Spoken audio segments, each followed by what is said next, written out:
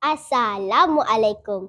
Salam sejahtera dan salam keluarga Malaysia kepada barisan para hakim yang arif lagi bijaksana serta penjaga masa yang budiman.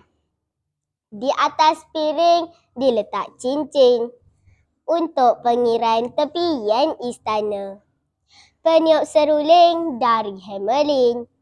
Cerita teladan untuk kita semua. Kalau kawan-kawan hendak tahu cerita selanjutnya, marilah duduk dekat saya dan dengar kisah ini. Di bandar Hamelin terdapat banyak tikus. Tikus-tikus itu berlari ke sana kemari. Tidak seorang pun tahu dari mana tikus-tikus itu datang. Tikus-tikus itu merosakkan hasil tanaman seperti api membakar sekam. Mereka makan semua makanan yang disimpan.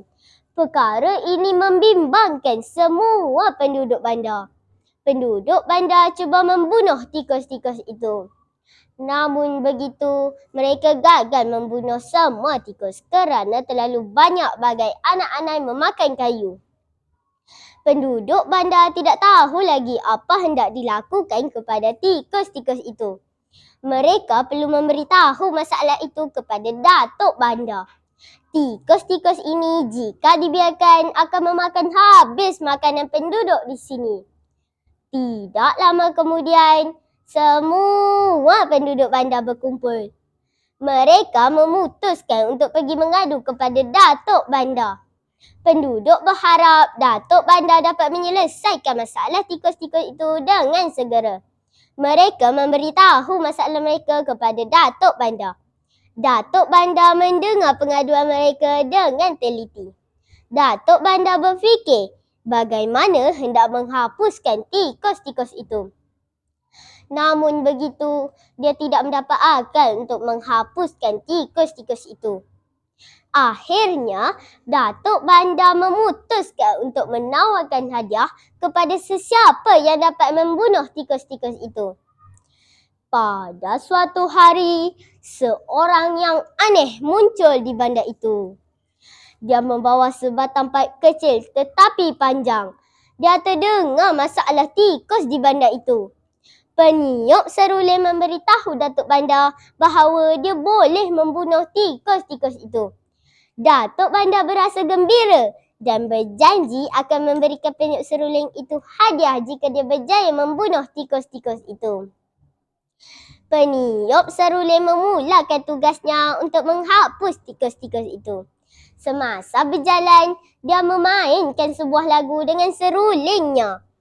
Tiba-tiba, semua tikus dari serata ceruk bandar keluar berlari ke arah peniup seruling. Peniup seruling terus berjalan menuju ke sungai. Tikus-tikus masih mengekori peniup seruling. Apabila sampai ke hujung jambatan, peniup seruling melompat ke dalam sampan. Tikus-tikus itu melompat ke dalam sungai. Akhirnya, tikus-tikus itu mati. Peniup seruling berjaya membunuh tikus-tikus itu. Penduduk bandar berasa gembira. Peniup seruling menemui Datuk Bandar. Dia mahu menuntut hadiah yang dijanjikan. Kawan-kawan nak tahu apa kisah seterusnya? Alangkah geramnya si peniup seruling kerana Datuk Bandar tidak menunaikan janji kerana mementingkan diri. Dia bersikap tamak bagai anjing dengan bayang-bayang. Datuk Bandar telah menghalau peniup seruling keluar dari bandar Hamelin. Dia telah mungkir janji. Peniup seruling sangat marah dengan kata-kata Datuk Bandar. Matanya merah seperti saga menahan kemarahan. Peniup seruling telah memberi amaran dengan menyatakan Datuk Bandar akan menyesal dengan perbuatannya itu. Selepas itu, peniup seruling berjalan menuju ke jalan semula. Dia meniupkan serulingnya sekali lagi.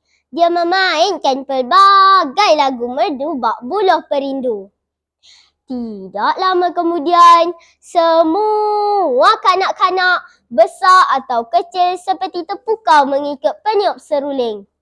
Mereka mengikut peniup seruling sama seperti tikus-tikus tadi. Kanak-kanak itu sampai ke sebuah gua. Gua itu tertutup sebaik saja mereka masuk. Ajaib kan kawan-kawan?